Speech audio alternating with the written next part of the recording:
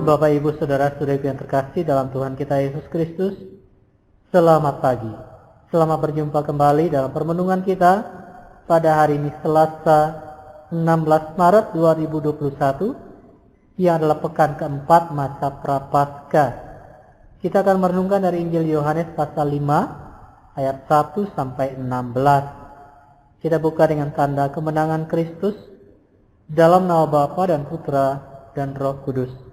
Amin. Pada hari raya orang Yahudi, Yesus berangkat ke Yerusalem. Di Yerusalem, dekat pintu gerbang domba, ada sebuah kolam yang dalam bahasa Ibrani disebut Betesda. Serambinya ada 5, dan di serambi itu berbaring sejumlah besar orang sakit, orang-orang buta, orang-orang timpang, dan orang-orang lumpuh yang menantikan goncangan air kolam itu. Sebab sewaktu-waktu turun malaikat Tuhan ke kolam itu dan menggoncangkan air itu. Barang siapa yang terdahulu masuk ke dalamnya, sesudah goncangan air itu menjadi sembuh, apapun juga penyakitnya. Ada di situ seorang yang sudah 38 tahun lamanya sakit. Ketika Yesus melihat orang itu terbaring di sana, dan karena ia tahu bahwa ia telah lama dalam keadaan itu, berkatalah ia kepadanya, "Maukah engkau sembuh?" Jawab orang sakit itu kepadanya, "Tuhan, tidak ada orang yang menurunkan aku ke dalam kolam itu apabila airnya mulai goncang, dan sementara aku sendiri menuju kolam itu, orang lain sudah turun mendahului aku." Kata Yesus kepadanya, "Bangunlah, angkatlah tilammu dan berjalanlah." Dan pada saat itu juga sembuhlah orang itu. Lalu ia mengangkat tilamnya dan berjalan. Tetapi hari itu hari Sabat. Karena itu orang-orang Yahudi berkata kepada orang-orang yang baru sembuh itu, "Hari ini hari Sabat, dan tidak boleh engkau memikul tilammu." Kan tetapi ia menjawab mereka, "Orang yang telah menyembuhkan aku, dia yang mengatakan kepadaku, angkatlah tilammu dan berjalanlah." Mereka bertanya kepadanya, "Siapakah orang itu yang berkata kepadamu, angkatlah tilammu dan berjalanlah?"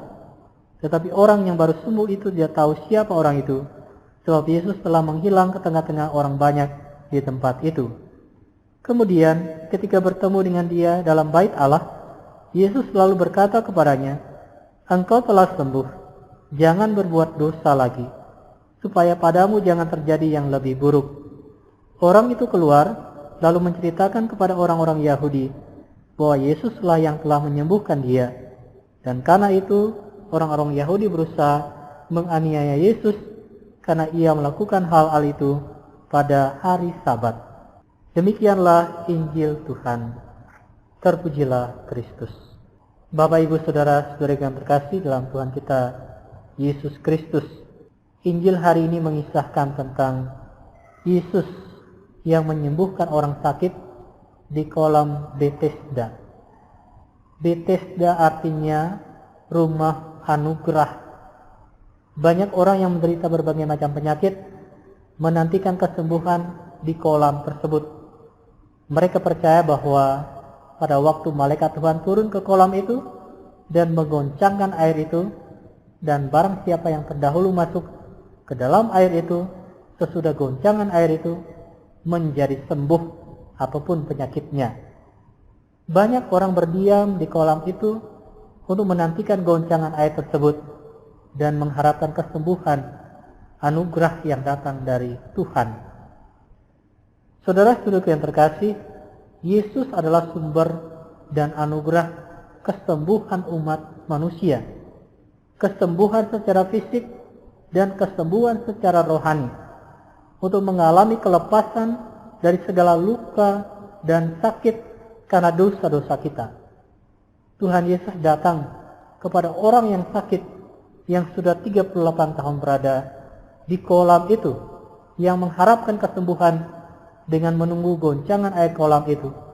Tetapi tidak ada yang membantu dia ketika ada goncangan air itu, karena ia tidak bisa berjalan.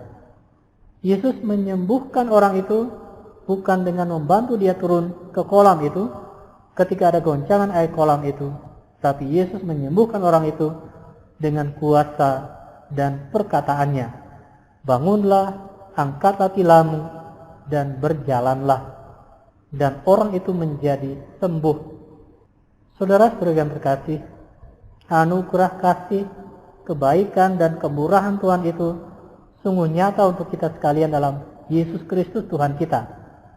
Hanya dalam Yesuslah kita bisa mendapatkan ketenangan dan kebahagiaan kita. Yesus sanggup menyembuhkan kita, membebaskan kita dari segala belenggu luka-luka kita. Yesus sanggup membebaskan kita dari segala belenggu dosa kita. Di dalam Kristus ada belas kasihan dan penebusan yang berlimpah. Di dalam Kristus ada pengampunan yang menakjubkan betapapun besarnya dosa dan pelanggaran kita. Marilah kita datang kepadanya dan memohon selalu belas kasihannya. Marilah kita membaharui diri kita dengan sikap pertobatan untuk mengakui dosa kita dan berjanji untuk tidak berbuat dosa lagi. Amin. Dalam nama Bapa dan Putra dan Roh Kudus. Amin.